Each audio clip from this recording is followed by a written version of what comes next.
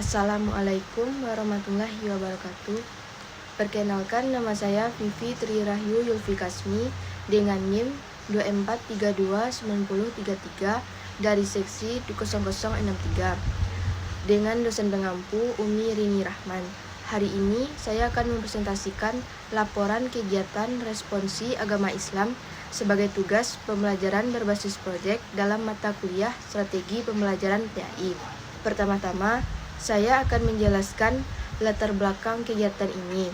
RAI adalah kegiatan pembinaan keislaman yang tujuannya membantu mahasiswa agar bisa membaca Al-Quran dengan baik dan sesuai aturan tajwid. Dalam kegiatan ini, ada mentor yang membimbing peserta secara bertahap sesuai materi yang sudah disusun di buku panduan RAI. Jadi, agar kegiatan ini berjalan efektif, dibutuhkan strategi pembelajaran yang tepat. Selanjutnya yaitu tujuan kegiatan. Ada beberapa tujuan dari kegiatan ini. Yang pertama yaitu membimbing peserta agar bisa membaca Al-Quran sesuai dengan kaidah tajwid. Yang kedua, meningkatkan pemahaman peserta tentang makhrijul huruf, tempat keluarnya huruf, dan hukum-hukum bacaan. Yang ketiga, membantu peserta mempraktikkan materi tahsin saat membaca Al-Quran. Yang keempat, melakukan evaluasi terhadap kemampuan membaca Al-Quran peserta. Selanjutnya yaitu strategi pembelajaran yang digunakan.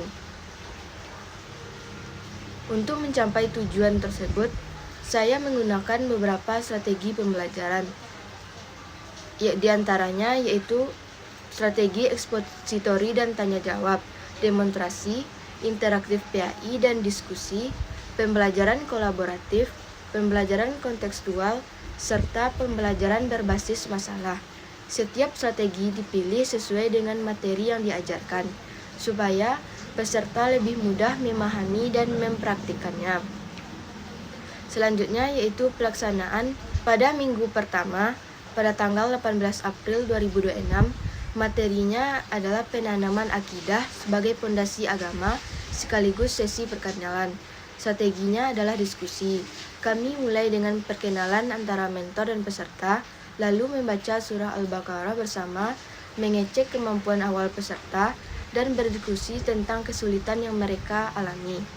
Pada minggu kedua, di tanggal 25 April 2026, materinya yaitu tentang makhrijul huruf dan sifat huruf dengan strategi demonstrasi.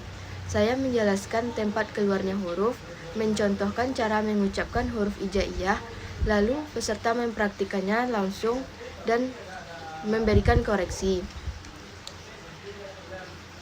Selanjutnya pelaksanaan pada minggu 3 dan 4. Pada minggu ketiga, yaitu pada tanggal 2 Mei 2026, materinya tentang hukum huruf dengan strategi yang digunakan itu strategi interaktif PAI dan diskusi. Saya menjelaskan hukum-hukum bacaan tajwid, lalu kami bersama-sama mencari contoh hukum bacaan tersebut dalam ayat Al-Quran dan dilanjutkan dengan tanya jawab. Pada minggu keempat, pada tanggal 9 Mei 2026, materinya itu ada mat dan kasar dengan strategi pembelajaran kolaboratif. Saya menjelaskan konsep mat dan kasar, kemudian peserta mempraktikkan membaca ayat yang mengandung mat dan kasar, dan saya mengkoreksi panjang pendek bacanya. Selanjutnya itu pelaksanaan minggu kelima dan keenam. Pada minggu kelima, di tanggal 16 Mei 2026, materinya tentang wakaf dengan strategi pembelajaran kontekstual. Saya menjelaskan tanda-tanda wakaf, lalu peserta didik praktik berhenti pada bacaan Al-Quran dan saya mengoreksi penempatan wakafnya. Pada minggu ke-6, tanggal 23 Mei 2026, materinya itu tentang ibtidah dengan strategi pembelajaran berbasis masalah. Saya menjelaskan konsep ibtidah, peserta praktik memulai bacaan setelah berhenti, dan kami membahas bersama kesalahan-kesalahan yang ditemukan pada saat praktik. Selanjutnya itu pelaksanaan pada minggu ke-7, penutupan dan evaluasi. Pada minggu ke-7, di tanggal 30 Mei 2026. Kegiatan ini berupa penutupan dan evaluasi menggunakan strategi demonstrasi. Setiap peserta membaca ayat Al-Quran untuk dinilai. Penilaian ini mencakup makhrijul huruf, hukum tajwid, mad dan qasar, serta wakaf dan ibtida.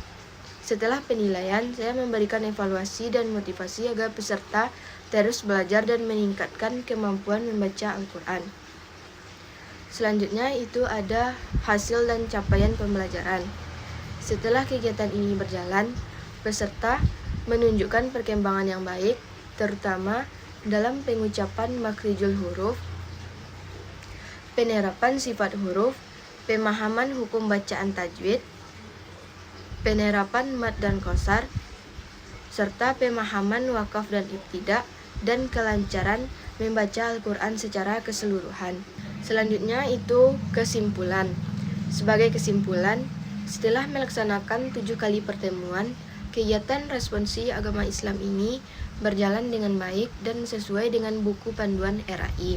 Dengan menerapkan berbagai strategi pembelajaran, peserta menjadi lebih mudah memahami dan mempraktikkan materi tahsin secara bertahap.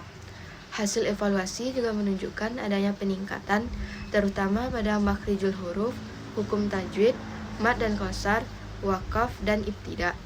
Dengan demikian, tujuan dari program ini dapat tercapai dengan baik. Sebagai penutup, saya ingin menyampaikan sebuah hadis yang mana sebaik-baiknya kalian adalah yang belajar Al-Quran dan mengajarkannya. Demikian presentasi yang saya sampaikan. Terima kasih atas perhatiannya. Wassalamualaikum warahmatullahi wabarakatuh.